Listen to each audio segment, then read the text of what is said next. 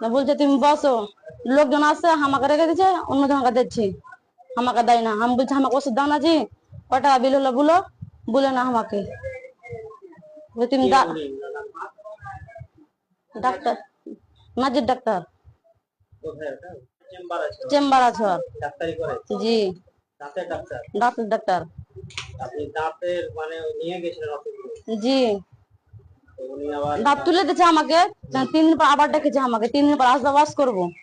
3 দিন পর আমি গেছিলাম, তো আমাকে ওয়াশ করবে কি, যাতে যাতে হাত দিচ্ছে খালি। আর জি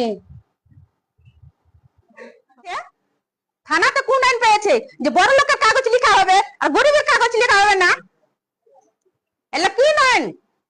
আইন মনে হচ্ছে শিখাবে গরিবের এখানে কি? হ্যাঁ, থানাতেই বলে বড় বাবু টাকা খায় না, তো কোন টাকা খেয়েছে এগুলা? যেটা